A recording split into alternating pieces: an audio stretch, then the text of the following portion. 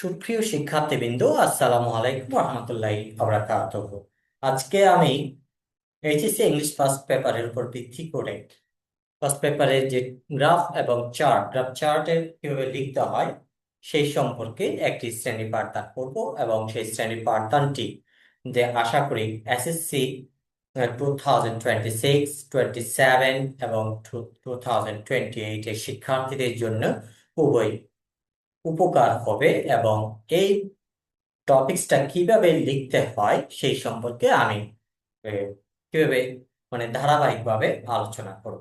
তাহলে আমরা শুরু করার আগে প্রথমে আমি বলে রাখি, আমি এমআইটি স্কয়ারের পক্ষ থেকে আমি এমআইটি স্যার এইচএসসি 2026 টু 2027 এবং স্পেশালি 2028 এর শিক্ষার্থীদেরকে জানাই স্বাগত এবং আশা করি এবং আমরা এই ক্লাসটি সকলের জন্য উপকার হবে এবং ফলপ্রসূ একটি রেজাল্ট আপনারা দিবেন সেই আশা রাখি। এবং আমরা এই বক্তব্য ভিত্তি করে আমার ক্লাসটা শুরু করি।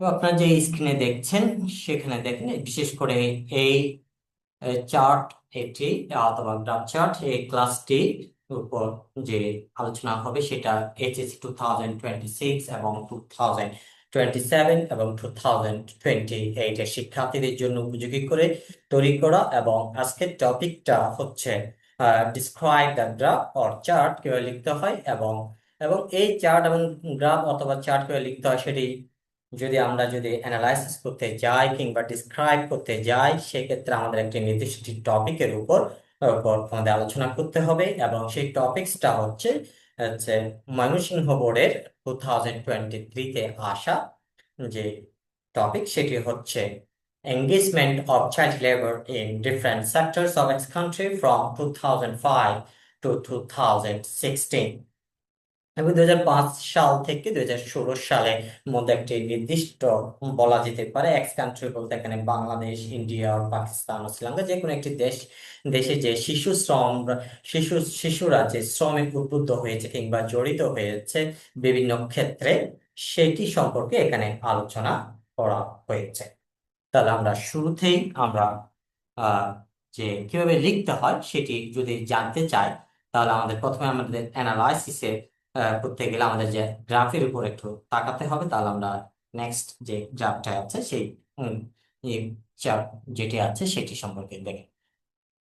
যে স্ক্রিনে যেটি দেখা যাচ্ছে সেটি হচ্ছে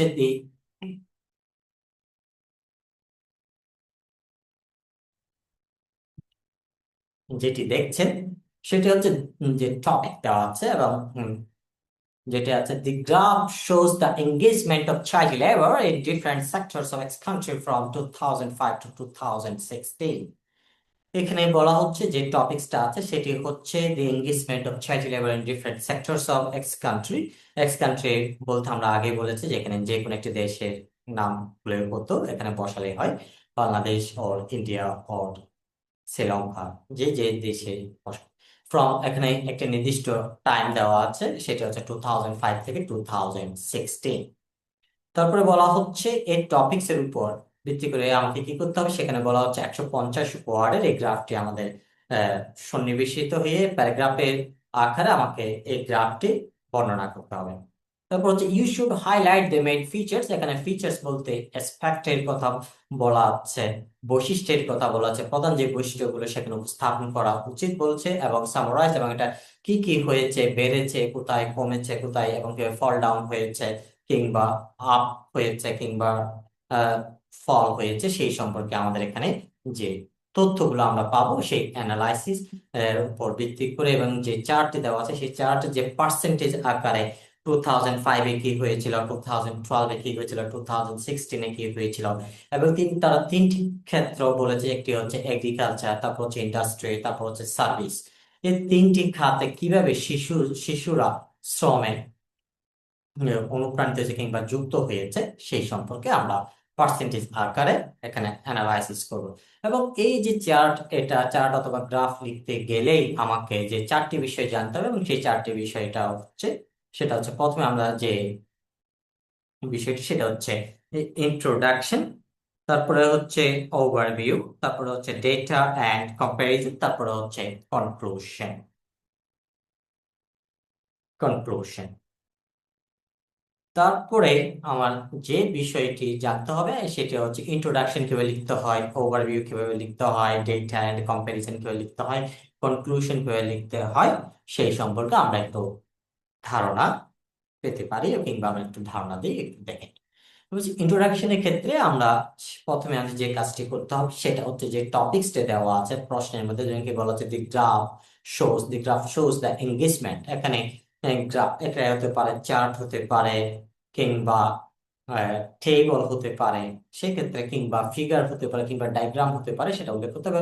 এবং গ্রাফ দিলে, এবং সেক্ষেত্রে গ্রাফটা কোন ধরনের, এটা কি লাইন লাইন চার্ট, কিংবা লাইন গ্রাফ অথবা বার গ্রাফ এইভাবে, কিংবা টেবল গ্রাফ, কিংবা কিংবা আমরা যদি বলি চার্টের ক্ষেত্রে মানে এটাকে লাইন চার্ট, বার চার্ট, কিংবা পাই চার্ট, কিভাবে সেটা আমাদের উল্লেখ করতে হবে। তারপরে আমাদের এখানে সবুজ আছে, সবুজের পরিবর্তে আমরা যে ওয়ার্ড ইউজ করতে পারি, সেক্ষেত্রে প্রেজেন্স ইউজ করতে পারি, অথবা ইলাস্ট্রেটস এটা ইউজ করতে পারি, কিংবা রিপ্রেজেন্টস, অথবা আমরা ডিবেটস, এই শব্দগুলো আমরা ব্যবহার করে একটি সেন্টেন্স বানাতে পারি। দি গ্রাফ প্রেজেন্টস কি সম্পর্কে বলা হচ্ছে। তারপর হচ্ছে the engagement of child labour in different sectors of country from 2005 to 2016। সেক্ষেত্রে এইটা 2005 থেকে 2016 সালে পর্যন্ত কি হয়েছিল সেটা একটি ওভারভিউ আমরা লিখতে গেলে যে ওয়ার্ড গুলো প্রথমে ইউজ করতে হয় লিখিং বার হিসেবে, ওভারঅল অথবা ইন জেনারেল, তারপর generally, on the whole, at a glance, এই ওয়ার্ডে যে কোনো একটা আমরা ওয়ার্ড আমরা ইউজ করে আমরা এটা লিখতে পারি, ব্যবহার করতে পারি। তারপর হচ্ছে ট্রেন্ডস। ট্রেন্ডস বলতে এখানে যে ধারাবাহিক যে পরিবর্তন হয়েছে, কিংবা ধারাবাহিক পরিবর্তন হয়নি, কিংবা বেড়েছে, কমেছে, সেই সম্পর্কে যদি আমরা যদি বলতে চাই, কিছু আমরা যে ওয়ার্ড গুলো ইউজ করে থাকি সেই ওয়ার্ড গুলো হচ্ছে ইনক্রিজ বা ডিক্রিজ, ডিক্লাইন, তারপর হচ্ছে ইনক্রিজ গ্রাজুয়ালি হয়েছে কিনা, কিংবা ফ্লাকচুয়েটস করেছে কিনা, decrease gradually or decrease steadily, স্থিরভাবে আছে কিনা, রিমেইনড স্টেবল অথবা রিমেইনড আনচেঞ্জড, তারপর হচ্ছে ক্লাইম্ব সিগনিফিক্যান্টলি, তারপর হচ্ছে ড্রপড শার্পলি। এই ওয়ার্ড গুচ্ছ বা ওয়ার্ড গুলো আমরা ইউজ করতে পারি। তারপর হচ্ছে ডেটা অ্যান্ড কম্পারিজন এর ক্ষেত্রে একটা নির্দিষ্ট সময় দেওয়া আছে, 2005 এবং 2016 এর মধ্যে যে একটি মানে সালে যে কম্পারিজনটা দেখিয়েছে, সেক্ষেত্রে এখানে বলতে পারে 2005, 2012 কি হয়েছিল, 2016 কি হয়েছিল, তারপরে কি হয়েছিল আফটার দ্যাট, তারপরে ফাইনালি, এবার আপনি গ্রাজুয়ালি ডিসক্রাইব করতে পারবেন। তো আপনি যে কম্পারিজন করবেন, সেই কম্পারিজন করতে গেলে যে ওয়ার্ড গুলো আপনি ইউজ করতে পারেন সেখানে হচ্ছে হারিয়াস ব্যবহার করতে পারেন, ওয়াইল ব্যবহার করতে পারেন, কিংবা একটা থেকে আরেকটা স্থানান্তরিত হলে অন দি আদার হ্যান্ড, তারপর হচ্ছে কম্পেয়ার্ড টু, তারপর সাদৃশ্যতা দেখাতে গেলে সিমিলারলি, তারপর হচ্ছে লাইক ওয়াইজ, তারপর হচ্ছে ইন কন্ট্রাস্ট, তারপর হচ্ছে দি হায়ার অথবা দি লোয়ার, অথবা দি হায়ার দেন অথবা লোয়ার দেন, এই শব্দগুলো ইউজ করতে পারেন, অথবা শব্দগুচ্ছ ইউজ করতে পারেন। তারপর হচ্ছে কনক্লুশন লিখতে গেলে ইন কনক্লুশন, অথবা টু কনক্লুড, অথবা টু সাম আপ, এভাবে আমরা ব্যবহার করতে পারি, ইন সামারি, এটা আমরা ব্যবহার করতে পারি। সে সেক্ষেত্রে তারপর একটা সেন্টেন্সটা হচ্ছে দি গ্রাফ অথবা দি চার্ট এভাবে ক্লিয়ারলি শোজ দ্যাট, অথবা ইন্ডিকেটস দ্যাট, সাজেস্ট দ্যাট, এই শব্দগুচ্ছ আমরা যে সেন্টেন্স আকারে আমরা ব্যবহার করতে পারি, সেন্টেন্সের মধ্যে ব্যবহার করতে পারি। তারপরে আমরা যেটা বলবো সেটা হচ্ছে ইন্ট্রোডাকশন কিভাবে আপনি করবেন, কিভাবে লিখবেন, সেটা আমরা একটু দেখি। তারপর হচ্ছে এখানে দেখেন যে টপিকসের যে ফার্স্ট সেন্টেন্সটা আছে দি গ্রাফ, আমি এখানে যে কোন টাইপের গ্রাফ এখানে উল্লেখ করি নাই, সেক্ষেত্রে আপনি গ্রাফ কোন প্রকারের সেটা আপনি দিতে পারেন, সেটা বার গ্রাফ নাকি না লাইন গ্রাফ, সেটা আপনি উল্লেখ করে দিতে পারেন। তারপর হচ্ছে সবুজের পরিবর্তে আমরা প্রেজেন্স ব্যবহার করতে পারি, অথবা রিপ্রেজেন্টস ব্যবহার করতে পারি, অথবা ডিপিক্টস ব্যবহার করতে পারি, অথবা ইলাস্ট্রেট আমরা ব্যবহার করতে পারি। ঠিক আছে। তারপরে তারপরে হচ্ছে the chart represent the percentage of child labour engaged in different sectors. এখানে ডিফারেন্ট ডিফারেন্ট রেখে দিলাম, কিন্তু এখানে আমি ভ্যারিয়াস বসাতে পারি অথবা সেভারাল বসাতে পারি। তারপরে যে এক্স কান্ট্রি বললাম, তারপর একটা টাইমের কথা বললাম, এভাবে আমরা লিখতে পারি। তারপরে হচ্ছে ওভারভিউ। ওভারভিউর ক্ষেত্রে আমরা কি লিখলাম, এবং এখানে বলা হচ্ছে আপনি কি দেখেছেন এই চার্ট, এটার মধ্যে আপনি কি দেখেছেন সেটা আপনি লিখবেন একটি সেন্টেন্স বা দুই সেন্টেন্সের মধ্যে। ওভারভিউটা হচ্ছে The most striking feature of the graph is that with the passage of time একটা নির্দিষ্ট সময়ে child labor has been shifted, স্থানান্তরিত হয়েছিল, যে কোত্থেকে এগ্রিকালচার থেকে ইন্ডাস্ট্রি, তারপর হচ্ছে সার্ভিসের ক্ষেত্রে। তারপরে হচ্ছে এই আপনি ডেটা এবং কম্পারিজনের ক্ষেত্রে অ্যাকচুয়ালি অথবা ইন জেনারেল আপনি ইউজ করতে পারেন। তারপর হচ্ছে দেখেন ইন্ডাস্ট্রিয়াল সেক্টর লিখেছেন হ্যাজ এক্সপেন্ডেড স্টেডি রাইজ, তার যে ফ্রম 50% ইন 2005 থেকে 29% পর্যন্ত 15% গিয়েছে 2016, যেখানে while service sector has seen a fluctuation, এবং আপস এন্ড ডাউন করেছেন, যে হ্যাভিং 23%, 15% থেকে 29% গেছে, আবার 23%-এ আসে, এইভাবে করে। যেখানে দেখেন হ্যাভিং 23.5% হচ্ছে 2005-এ, 36% 2012-এ, তারপরে আবার যে ফল ডাউন করেছে 5%-এ 2016-এ আসছে। তারপর আরেকটি তুলনা দেখিয়েছেন কিভাবে another important point is that agriculture has had a great fall, এবং এটা পতিত হয়েছে কিভাবে 62% ছিল 2005-এ, এবং 45% নেমে এটা আসছে 2012-এ। তারপরে হচ্ছে 2016-এ আবার আরো 5% চাইল্ড লেবারের যে শতাংশ কমেছে, সেটি আপনি অ্যানালাইসিস করে লিখলেন। তারপরে হচ্ছে কনক্লুশনের ক্ষেত্রে আপনি কি লিখলেন, ওভারঅল অথবা টু সাম আপ অথবা ইন সামারাইজেশন অথবা ইন কনক্লুশন, এই শব্দগুলো ব্যবহার করতে পারেন। তারপরে হচ্ছে আপনার এখানে যে মন্তব্যটা দিয়েছে সেটি হচ্ছে আপনি নিজে থেকে দেন কিভাবে দি গ্রাফ portrays, এখানে কিভাবে অ্যাক্টিভিটিস, ইকোনমিক অ্যাক্টিভিটিস এর কথা উল্লেখ করেছেন অফ দ্য ভ্যারি কান্ট্রি। এখন এখানে ভ্যারি কান্ট্রি আপনি এখানে দিতে পারেন যে কোনো একটি দেশের কথা বলতে অ্যাক্টিভিটিস অফ বাংলাদেশ দিতে পারেন, তারপরে অথবা ইন্ডিয়া দিতে পারেন, অথবা শ্রীলঙ্কা, নেপাল, যেভাবে দিতে পারেন। হ্যাভ বিন শিফটেড অথবা এসেন্সে ফ্রম এগ্রিকালচার থেকে ইন্ডাস্ট্রি পর্যায়ে গেছে। তারপরে হচ্ছে আজকে এতটুকু পর্যন্ত। আপনারা ভালো থাকেন, সুস্থ থাকেন, এবং আপনার যদি আমার এই ক্লাসটা যদি কিংবা আমার এই উপস্থাপনা কিংবা শ্রেণী পাঠদানটি যদি আপনাদের ভালো লেগে থাকে, তাহলে আমার এই চ্যানেলে এসে আপনারা একটা লাইক কিংবা কমেন্ট করেন। এবং যদি আপনারা কমেন্ট করেন তাহলে আমরা বেশি উপকৃত হব।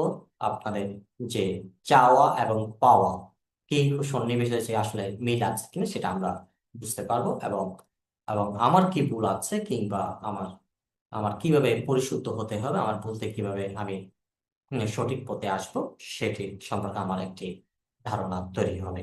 এবার আপনারা আশা করি কমেন্ট করেন কিংবা লাইক করেন প্রথমে, তারপর অথবা আপনারা সাবস্ক্রাইব করে রাখেন, যে পরবর্তী ভিডিওগুলো পাওয়ার জন্য।